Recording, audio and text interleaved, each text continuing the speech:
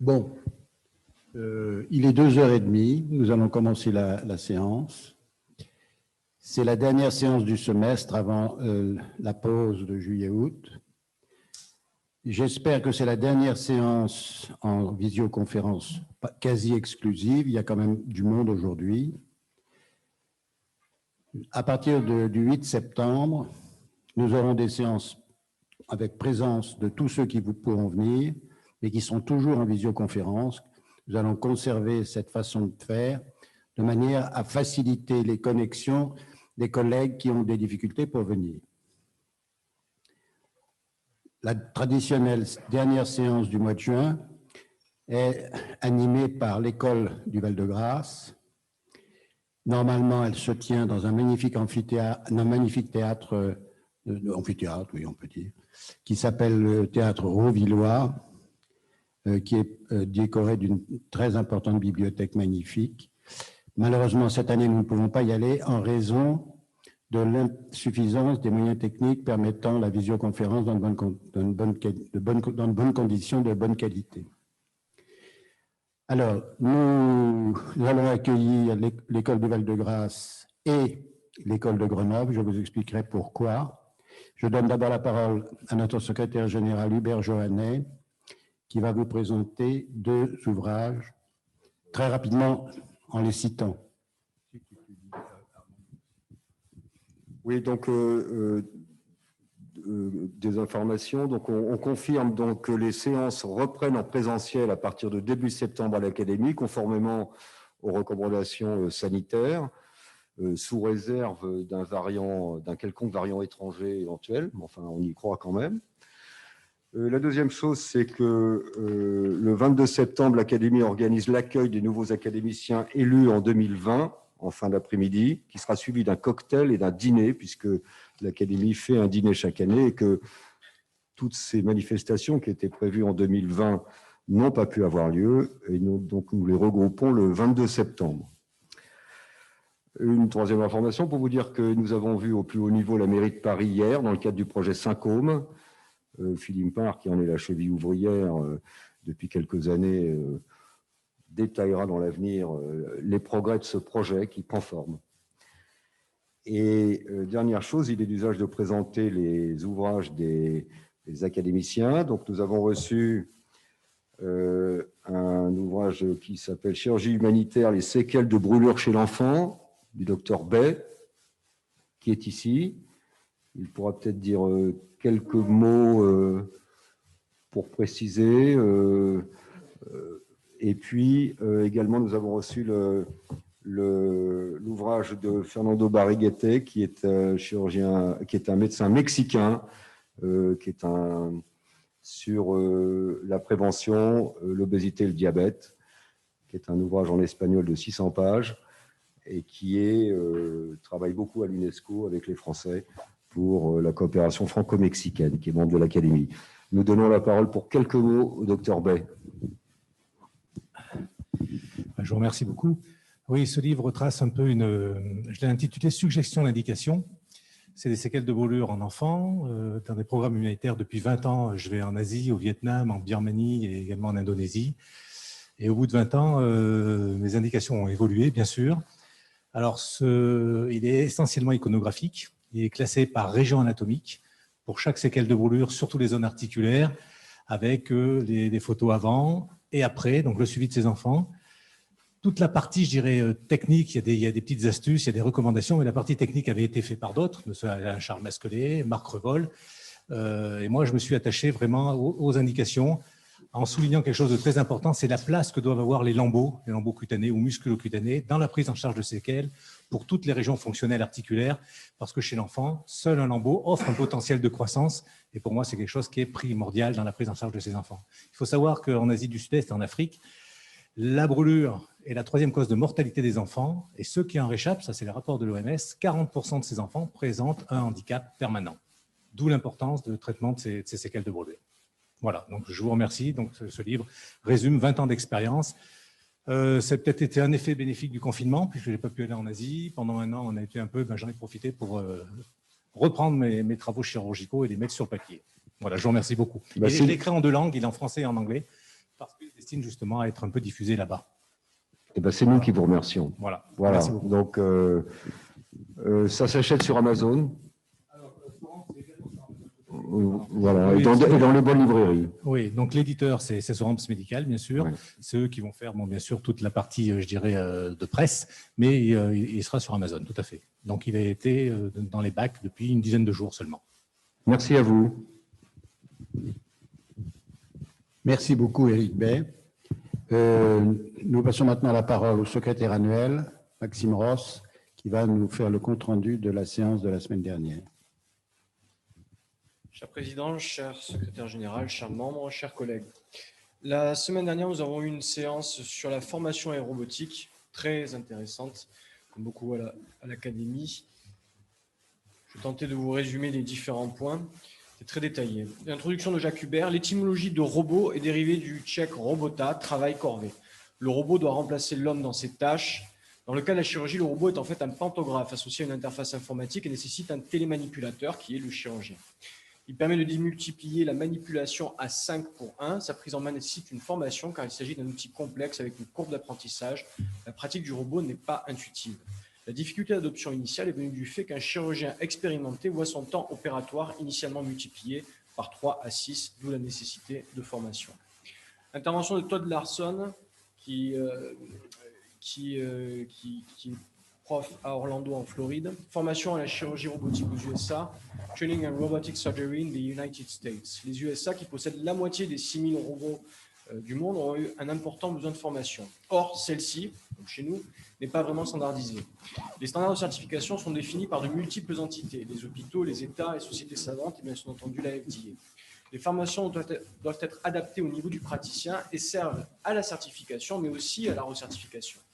Cette formation doit concerner l'information technique du système, l'installation et la gestion des erreurs du système, le développement des compétences psychomotrices principales et enfin la validation de ces compétences. Au vu du nombre croissant de sociétés développant des robots, on dénombre 67 en 2018, la question se pose de savoir si l'on pourrait développer une façon universelle de former, car chacune de ces plateformes est très spécifique. La simulation, notamment la réalité virtuelle, le machine learning et la revue critique de vidéos par des pairs sera l'avenir. Question, Jean-Pierre Henry. Si les chirurgiens ne répondent pas à tous les critères lors de la recertification, n'ont-ils plus le droit d'utiliser le robot? Travaillez-vous sur les compétences non techniques? Tout à fait, ils n'ont plus le droit. Oui, nous abordons aussi la formation d'équipe avec la communication ainsi que le facteur humain. Question de Maxime Ross. Combien de personnes avez-vous pu former au Nicholson Center? Pouvez-vous nous parler de l'importance des données que vous pouvez recueillir? L'intérêt lorsqu'on travaille sur simulateur est de pouvoir réaliser des mesures de performance sur chaque geste. À la fin de chaque cours, on collecte toutes ces informations. Nous avons pu former plus de 400 chirurgiens. Désormais, nous formons toute l'équipe du bloc. Philippe Topard, pouvez-vous nous dire qui paye pour la formation? La formation des chirurgiens de nos centres, à savoir le Advanced Health, est incluse dans notre budget annuel. Les extérieurs ont une participation financière. Ensuite, Chris Simons, la simulation en chirurgie robotique, hier, aujourd'hui et demain. La simulation robotique est la plus pratiquée dans le secteur médical, 10 millions de sessions. Les simulateurs couvrent les compétences de base, les procédures, mais ne sont pas assez sophistiqués. Les compétences requises et les exercices sont restés les mêmes au cours des 10 dernières années. Il faut augmenter le réalisme des simulations, mais au vu du coût, on ne peut pas représenter toutes les techniques. La simulation procédurale a ainsi présenté beaucoup d'intérêt, mais comment justifier de tels investissements pour permettre d'atteindre une grande qualité pour de petits volumes? Il faudrait des simulations basées sur des complications plutôt que l'intégralité de la procédure, concentrées sur les risques et les erreurs et peut-être même une simulation spécifique au patient, à chaque patient. Les données issues de la simulation, alliées à plus d'intelligence artificielle, permettront d'apprendre des experts pour mieux former les débutants. Question de notre président Philippe Marr. Tous les robots sont différents. Peut-on imaginer qu'une seule machine de simulation puisse être utilisée pour tester l'habileté de l'opérateur? Réponse. Sur une procédure robotique, on utilise à la fois les mains et les pieds. La coordination n'est pas évidente. Pour celle-ci, on pourrait imaginer un simulateur pour la formation de base. Par contre, entre robots, les pédales ne sont pas les mêmes, une position différente. L'embrayage aussi est différent, avec parfois une commande manuelle, parfois une commande de pied. La mémoire du muscle est une notion importante. On peut imaginer des simulations pour la formation de base, mais passer d'un robot à l'autre ne sera jamais évident. Question de notre vice-président Ambercode Benamou. À quel moment mesurez-vous la performance? Peut-on fragmenter les outils de simulation pour atteindre les compétences avec un moindre coût? Nous ne sommes pas là pour juger de la compétence, ce sont les hôpitaux qui définissent les règles. Nous analysons les experts et demandons aux étudiants d'atteindre un niveau correspondant à moins une déviation standard à plusieurs reprises. Certaines sociétés créent des simulateurs moins onéreux, ce sont des émulateurs. Question de Jean-Claude Couffignal. On a l'impression que la simulation est très avancée, mais il y a la place pour une partie initiale, repensée avec un tronc commun pour la télémanipulation, à l'image d'un permis de conduire. Le CIAMAR est en activité dans plusieurs pays. Le Medtronic va démarrer. Est-ce que vous prévoyez une formation à ces nouveaux robots? Le CIAMAR va être différent puisque sans pédale. Les tests de base sont en cours de déploiement pour évaluer les aptitudes de base. Certains moins de temps pour développer les compétences, mais ce n'est pas parce qu'ils sont plus rapides initialement qu'ils seront meilleurs à la fin. Notre secrétaire Hubert Joannet, les robots notent les chirurgiens, contrairement à lorsque nous avons appris la célioscopie. Certains robots semblent plus faciles à utiliser que d'autres. Plus ils seront faciles, plus ils prendront de part de marché car mieux adoptés. Jocelyne Trocard, quid du retour d'effort? La plupart des robots à l'heure actuelle n'en ont pas. Est-ce que vous avez des développements pour le futur de ces robots qui en auront? Aujourd'hui, les simulateurs, notamment célioscopiques, ont ce retour d'effort. Cela viendra sur les robots. Jean-Pierre Henry, formation pour la simulation, retour d'expérience de l'aéronautique. Après une présélection sur simulateur ultra simplifié, on apprend la théorie avec des livres. Vient après un entretien avec un instructeur pour être challengé, recevoir d'autres informations, d'autres tips qui ne sont pas présents dans les écrits. Ensuite, l'apprenant passe sur un entraîneur de vol. Il s'agit d'un petit simulateur qui est peu onéreux pour comprendre les interactions de base. Enfin, l'apprenant passe sur un réel simulateur de vol, puis enfin le vol en lui-même pour être vraiment mis en condition. Les différents types de compétences à développer sont dans l'ordre technique, opérationnel élémentaire, c'est-à-dire une mise en œuvre à finalité opérationnelle, et opérationnel expert, à savoir la surspécialisation. L'armée applique le principe de subsidiarité. Les personnes qui assurent la formation ne sont pas navigants. Ainsi, le formateur, recruté et formé sur des compétences pédagogiques et non pas techniques, a la capacité de donner un compte-rendu neutre. Le passage sur simulateur doit être réalisé périodiquement. Il sert d'outil de sélection et validation tout au long de la carrière. Question d'Henri Couda, notre passe-président. Le problème de la simulation en chirurgie est qu'elle ne doit pas être un obstacle à la propulsion dans l'avenir des chirurgiens. Vous avez dit qu'il y avait une dissociation entre grade et fonction au sein de l'armée. C'est peut-être ce qui pêche dans notre formation. On apprend aussi du personnel paramédical et pas seulement des patrons chefs de service. À partir du moment où il y a des nouveautés pédagogiques, ces méthodes doivent rester au sein de l'université. Réponse de Jean-Pierre Henry, il faut une séparation des pouvoirs, avec d'un côté une autorité décisionnaire indépendante du centre de formation qui dicte les programmes et de l'autre les centres qui mettent en œuvre. Hubert Joannet, observe-t-on les différences de courbe d'apprentissage en fonction de l'âge? Réponse de Jacques Hubert, un jeune progressera rapidement initialement mais arrivera à un plafond du fait du manque d'expertise. Un senior, à l'inverse, mettra plus de temps à prendre le système en main, mais ensuite ira beaucoup plus vite du fait de toutes les connaissances qu'il a déjà. C'est ce qu'il a appelé la courbe de Poisson. Albert-Claude Benamou, quid de la périodicité du passage sur simulateur? Peut-être à pondérer en fonction du nombre d'interventions réalisées dans la pratique. Il faudrait conduire des études pour pouvoir clairement l'évaluer. Communication de François Lannes, formation à la robotique, la vision des jeunes chirurgiens qui était faite au nom de l'AFUF, Association française des jeunes urologues. L'autorisation d'exercer la chirurgie robotique va passer par une validation, ce qui nécessite une formation qui n'est toujours pas structurée. La formation classique était au contact du maître, permettant une communication directe, un contrôle physique des gestes, une vision semblable du champ opératoire. Dans la chirurgie robotique, par contre, l'assistant, appelé bedside surgeon, est à côté du robot alors que le chirurgien, lui, est à la console. Les gestes sont plus techniques, plus critiques, il existe des zones aveugles avec risque de liaison. Les moyens à disposition sont un compagnonnage double console, mais moins de 50% des systèmes robotiques en sont équipés et requièrent 2 internes en salle. La formation non structurée, en fait autodidacte, si le centre a la chance d'avoir un robot, ce qui n'est pas le cas de tous les centres encore, et que ce robot est équipé d'un simulateur, ce qui n'est pas toujours le cas, encore faut-il qu'il soit disponible, puisqu'en général, ce sont les robots qui servent à opérer. Formation structurée payante, DI, DIU. Il n'y a pas de formation dédiée pour le bedside surgeon, il apprend sur le tas, en général avec l'équipe IBOD.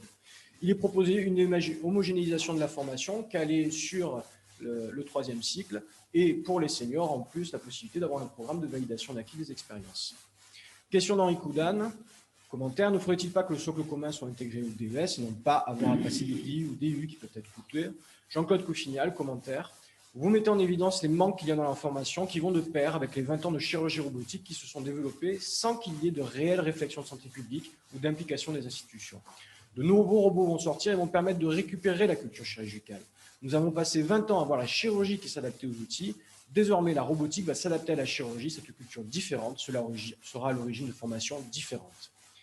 Jacques Hubert, l'Académie de chirurgie ne pourrait-elle pas héberger un groupe de travail transdisciplinaire pour réfléchir à des plans de formation? Réponse de Philippe Mar. Nous y répondons positivement dans le cadre du rapport sur l'évolution des écoles de chirurgie. Il faudra intégrer l'homogénéisation de la formation des jeunes aux techniques nouvelles. Albert-Claude Benamou, il faut aussi travailler avec les structures en charge de la norme des formations, et ce n'est pas le ministère de la Santé, mais bien le MESRI. Enfin, Jacques Hubert présente le rapport biacadémique sur la formation en chirurgie robotique. La chirurgie robotique est à l'origine d'un nouveau paradigme au bloc opératoire avec l'ensemble des intervenants qui doivent désormais être formés, que ce soit du chirurgien au technicien qui va s'assurer de la stérilisation. Les académies nationales de médecine et de chirurgie, sous l'égide de la commission 15, ont conduit de nombreuses auditions pour pouvoir produire un rapport concernant les besoins. La France est en 3e position en nombre de robots installés après les USA et le Japon. Et dans les 10 ans, il en faudra 5000. Avec les nouvelles marques sortantes, les nouveaux robots, ceux-là devront être atteignables. L'objectif est de ramener la robotique au coût de la CIO standard, c'est ce qui est demandé aux fabricants. Les moyens techniques pour se former hors du bloc sont le e-learning, les simulateurs, les dry labs et les wet labs. L'évaluation des compétences doit être indépendante et objective. Une séparation claire des fonctions entre constructeurs, utilisateurs, formateurs et certificateurs est garante d'indépendance et de sécurité. Les recommandations, toute l'équipe chirurgicale doit être formée. La maquette doit être intégrée dans la formation initiale. Elle doit être réalisée en collaboration avec les industriels, validée par les universitaires. Il convient de créer des centres de formation labellisés. Question de Jean-Pierre Rosenbaum. Le robot devient indispensable dans l'évolution de la chirurgie. Qu'apporte-t-il in fine? Il semble manquer un aspect intuitif. Est-on dans la proto-histoire des robots? Réponse, le robot apporte de gros avantages. Il permet de travailler en 3D, stéréoscopie, sans inversion des mouvements, dans une position plus confortable. Nous sommes dans la proto-histoire des télémanipulateurs. Le robot n'a aucune autonomie. Il n'y a pas encore d'intelligence artificielle intégrée. Il n'est pas encore capable d'automatiser. Je vous remercie. Merci beaucoup, Maxime.